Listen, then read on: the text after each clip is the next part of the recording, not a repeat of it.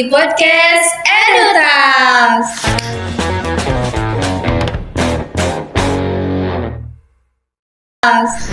Halo, aku Mia. Dan aku Nunfa.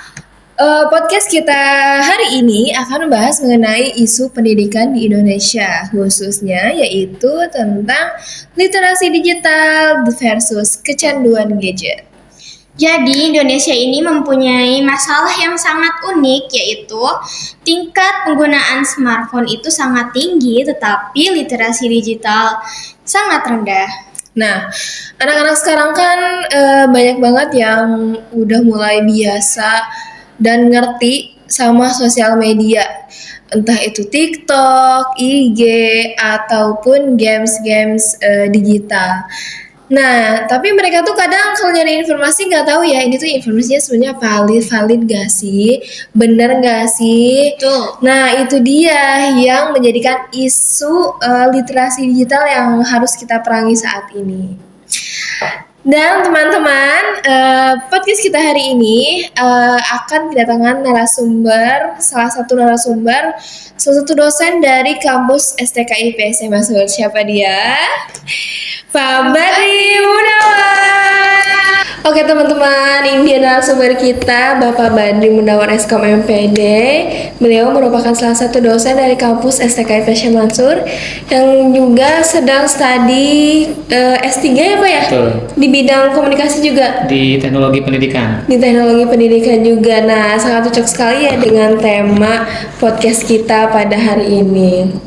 Nah Bapak, di podcast kita hari ini kita akan memberikan beberapa pertanyaan mungkin ya Pak ya, terkait tema yang berkaitan. Untuk itu langsung saja kepada Nunfa dulu. Jadi gini Pak, banyak orang tua itu merasa bangga ketika anaknya ini sudah mahir mengoperasikan gadget secara mandiri. Nah, menurut Bapak, apa perbedaan mendasar antara anak yang sekedar mahir menggunakan gadget dengan anak yang memiliki literasi digital yang baik? Ya, baik. Terima kasih ya. Sebelumnya saya ucapkan sudah diundang di podcast teman-teman di PGSD ya. Iya. Jadi kalau misalkan kita melihat fenomena yang ada sekarang tentang mahir digital dan juga literasi digital yang baik.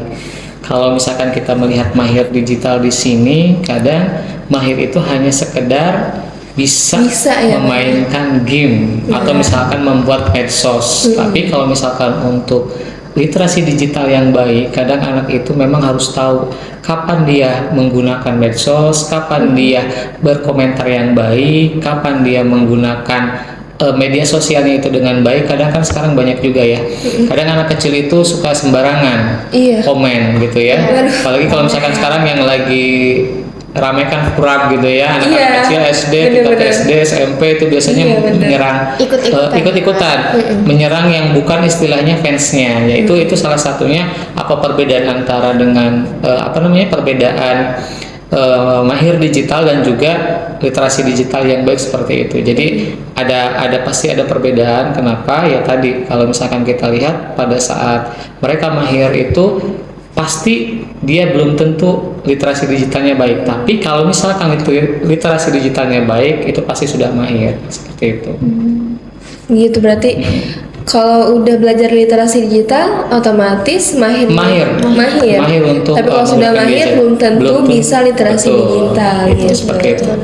Berarti harus ada secara tidak langsung harus ada edukasi juga ya Pak ya? Edukasi dan juga pengawasan dari orang tua gitu ya. Apalagi kan memang lebih banyak itu di rumah daripada di sekolah gitu kan. Nah itu bisa dibatasi. Contohnya misalkan setiap sekolah itu jangan diberikan HP terlebih dahulu. Misalkan Senin sampai Jumat itu jangan diberikan HP, tapi Sabtu Minggu boleh main HP tapi dikasih waktu misalkan 2 jam seperti itu.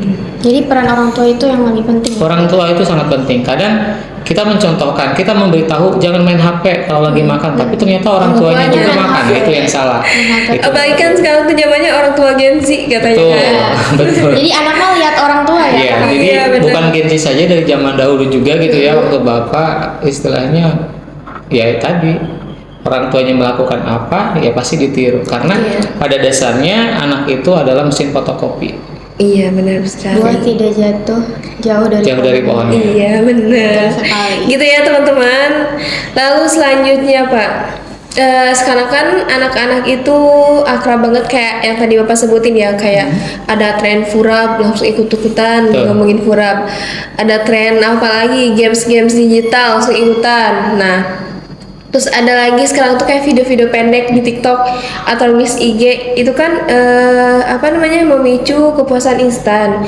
Nah, menurut Bapak ngeliat dampak kayak gini tuh terhadap daya tahan konsentrasi anak, apakah bersifat tekstual atau mendalam di kelas? Jadi kayak bagus nggak sih buat anak? Kalau misalkan kita melihat sekarang ya Gen Z gitu ya, terutama Gen Z sepertinya lebih cepat. Iya. Lebih cepat anak itu menyerap dengan istilahnya nano learning. Nah, nano learning di sini misalkan dari pembelajaran ya. Kalau misalkan dari pembelajaran itu hanya 30 detik. Kan kita banyak nih. Kalau misalkan dulu kita sebelum ada TikTok, sebelum ada IG gitu ya, Reels ya. Iya. Kita kan kalau di YouTube biasanya itu suka lihat tutorial sampai setengah jam, 1 jam gitu ya, tutorial ngapain. Tapi sekarang setelah adanya Video TikTok pendek. atau misalkan video pendek itu short gitu ya, itu kita lebih cepat juga memahami. Nah, kadang di dunia pendidikan pun sama, itu akan bisa dipakai. Kenapa? Karena kita melihat fenomena yang ada di dunia media sosial gitu ya, terutama di media sosial, terutama TikTok sebenarnya lebih cepat gitu kan. Iya. Dan pada saat itu ternyata cepat juga nih. Contohnya misalkan kita mau membuat daftar isi. Kadang kan kalau misalkan kita baca di artikel gitu ya, atau misalkan di panduan itu kan kita ribet. Tapi kalau misalkan kita sudah lihat video, videonya pendek dan gampang gitu ya, mudah dipahami, nah itu akan lebih cepat lagi seperti itu. Tapi dampak negatifnya ada nggak? Dampak negatif pasti ada. Kalau dampak negatif pasti ada, sesuai dengan konten apa dulu yang mereka cari gitu. Kalau misalkan kontennya tadi dalam tanda kutip yang negatif, ya itu pasti gitu. Tapi kalau misalkan 30 detik tadi dengan nano learning atau misalkan pembelajaran yang pendek gitu atau micro learning disebutnya, itu akan menjadi dampak yang positif seperti itu. Oke, selanjutnya. Pertanyaan yang ketiga, kecanduan gadget itu biasanya berakarnya itu dari pola konsumsi hiburan yang pasif nih. Jadi program konkret apa yang diterapkan sekolah supaya mengarahkan minat digital siswa itu agar mereka tidak hanya menjadi konsumen konten saja, tetapi mulai belajar menjadi pencipta konten yang edukatif. Bentar Bapak, pencipta konten yang menjadi konsumen konten tetapi mulai belajar menjadi Produsen. pencipta konten ini nggak edukatif dan pemecahan masalah. Betul. Nggak cuma Jadi mungkin di dunia pendidikan ya kan balik lagi ya. Jadi bukan hanya menjadi konsumen, tapi kita menjadi produsen gitu Iya, ya. Jadi iya. hasilnya itu adalah produk gitu. Bagaimana siswa ini bisa membuat gitu ya konten. Nah, di konten ini yang artinya misalkan contohnya dalam satu pembelajaran itu bisa dibuat konten oleh siswa-siswa yang ada di sekolah tersebut gitu kan. Jadi bukan hanya mereka menjadi konsumen tapi menjadi produsen. Jadi justru lebih banyak konten, misalkan contohnya sekarang kan yang lagi ramai itu adalah coding dan juga AI ya. Nah, coding dan AI ini memang sudah masuk sekarang ke kurikulum gitu ya di dunia pendidikan, terutama dari mulai TK juga sudah mulai, dari SD, SMP, SMA gitu ya. Itu sudah mulai masuk. Makanya lebih ke produk gitu ya, hasilnya apa. Kalau misalkan kita lihat di dunia pendidikan, dimulai misalkan satuan yang paling rendah juga sampai ke tinggi, itu semuanya rata-rata sekarang strategi pembelajaran yang dipakai adalah project based learning. Iya, gitu ya. Jadi semuanya menjadi produk gitu. Nah, itu produk ini silakan mau apakah itu model, apakah itu media gitu kan. Jadi itu bisa dikonsumsi oleh halayak ramai seperti itu. Iya, karena sekarang juga kita pernah observasi beberapa sekolah di sekolah dasar itu dari bukan hanya kelas tinggi yang menggunakan teknologi, tapi kelas-kelas rendah juga mulai diperkenalkan oleh tablet. Itu sekolah-sekolah dasar juga seperti itu. Iya kan, tidak menutup kemungkinan kalau misalkan kita lihat sekarang kan virtual ya. Jadi virtual tuh bukan hanya istilahnya kita di kelas saja, bisa jadi nanti ke depan gitu kan, mungkin 10 tahun ke depan. Sekarang saja sudah pakai hybrid ya. Hybrid itu kita di sini, dosennya misalkan ada di rumah atau misalkan sedang di luar gitu kan. Adapun nanti kalau misalkan ingin lebih nyata ya pakai virtual apa namanya VR gitu, virtual reality, mungkin bisa mengarah ke situ. Cuman memang balik lagi kalau misalkan kita semua pakai VR, satu VR itu alatnya sampai 30 juta seperti itu. Dan kayaknya tugas guru mungkin jadinya mudah tapi seperti tidak berfungsi, Ya, Pak ya. mudah tapi tidak berfungsi karena apa? Karena tugas pokoknya itu adalah membangun karakter. Ini karakter yang di sini nih Harus tetap kembali ke betul, fungsi. harus tetap ada, karena walaupun misalkan tadi sudah menggunakan AI, menggunakan AR, VR gitu ya, tetap fungsi guru ini tidak akan tergantikan. Karena apa? Karena tadi menumbuhkan karakter di setiap siswa. Iya. Nah, selanjutnya kayaknya ini bukan pertanyaan buat anak-anak aja sih, Pak, tapi buat mahasiswa juga ya. Kayak kecanduan gadget itu kan seringkali diikuti dengan perubahan perilaku. Entah itu anak menjadi temperamental Betul. atau malah jadi anak yang tertutup gitu.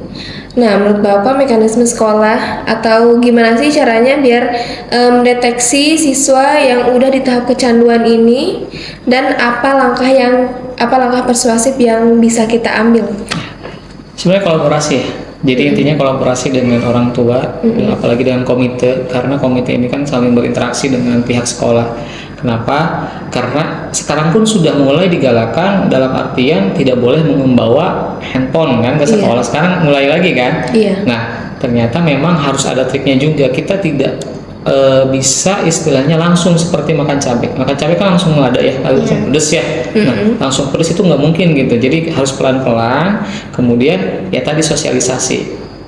Sering-sering mengadakan parenting. Jadi tiap satuan pendidikan itu harus ada parenting, minimalnya itu 1 bulan sekali gitu ya. Terkait apa ya tadi, misalkan literasi digital gitu kan, bagaimana cara menggunakan media sosial yang baik, itu juga kan harus kita sosialisasikan kepada orang tua gitu kan. Dan kalau misalkan kita lihat gitu ya, sekarang ya tadi kebanyakan memang konten-konten di apa namanya, di media sosial gitu ya. Anak muda kan melihat konten figurnya misalkan. Kalau misalkan yang ke K-pop kan ke K-pop, itu kan style juga kan anak-anak seperti itu ya. Bener.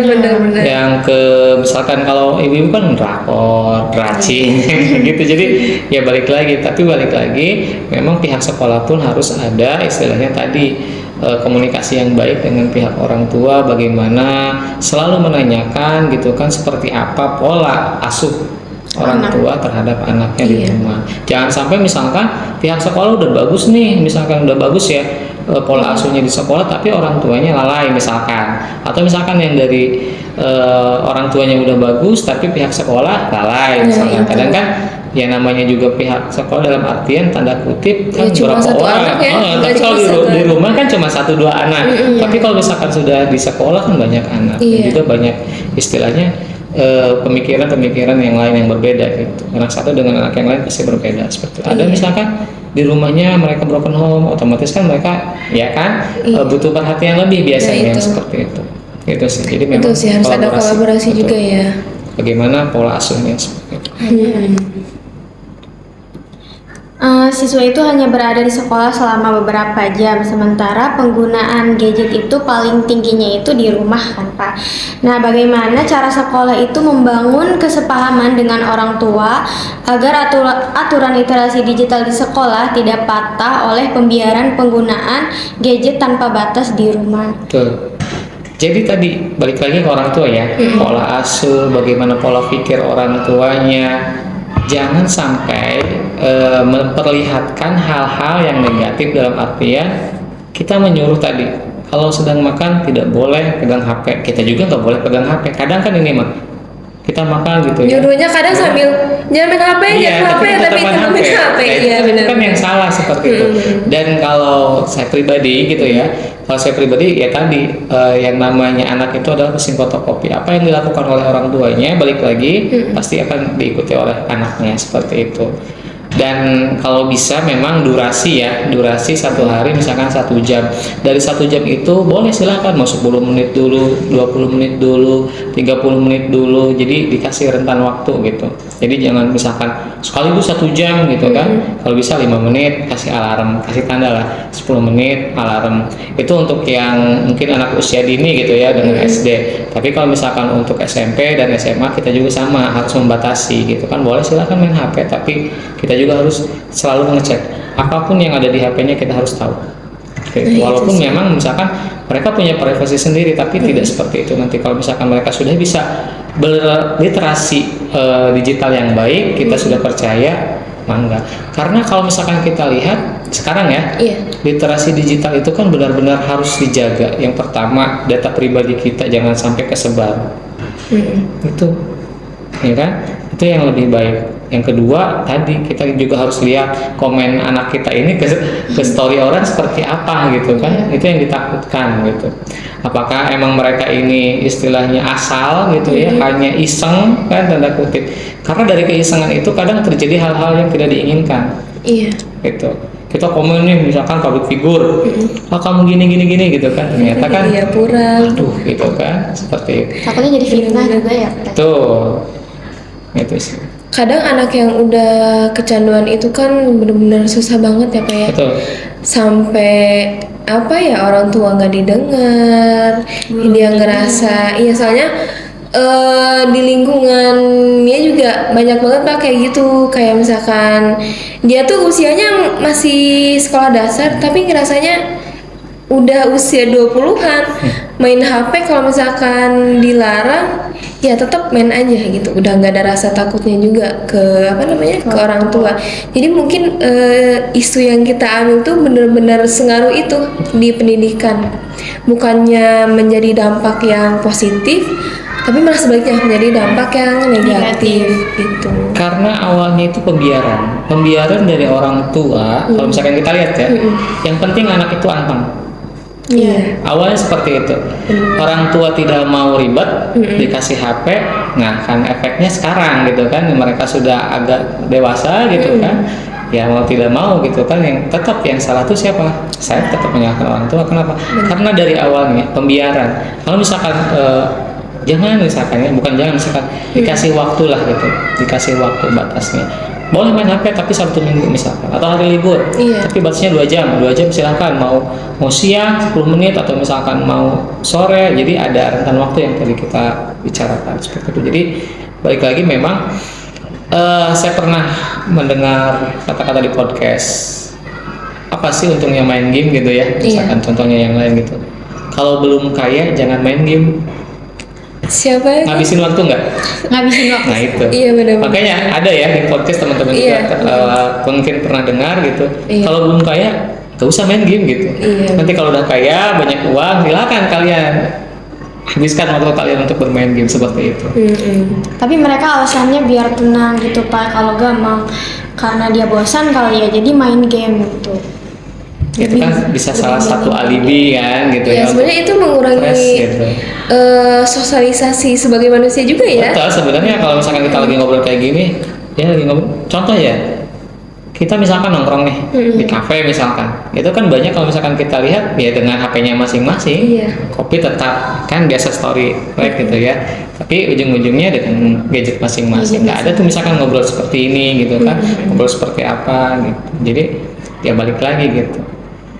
Istilahnya kalau misalkan anak zaman sekarang sehari itu kita tidak ngasih makan medsos itu gimana gitu, ada yang kurang. Kita kan upload itu seperti ngasih makan medsos gitu kan, kayak story gitu kan. Jadi ketergantungan sekarang. Tuh. Benar. Karena Bapak juga ingin pelan-pelan gitu ya. Sebenarnya meng-hide semua gitu, nge-hide status orang gitu, jadi nggak usah lihat status orang, itu kayaknya lebih enak gitu ya. Kepikiran pun dan kayak gitu. Kalau emang bukan kerjaan ngapain nah gitu. Itu jadi memang apakah kita mending balik lagi ke zaman dahulu gitu, hanya SMS udah selesai, telepon udah gitu, tapi kan tidak seperti itu. Berpengaruh juga kan buat apa ya, kecepatan data semua. Kecepatan data gitu teman-teman. Jadi ya harus bisa literasi digital dulu, baru bisa disebut mahir dalam menggunakan gadget. Kalau sudah iya benar. Jadi kalau sudah bisa literasi digital, otomatis penggunaan gadget juga ya tertata dengan baik gitu.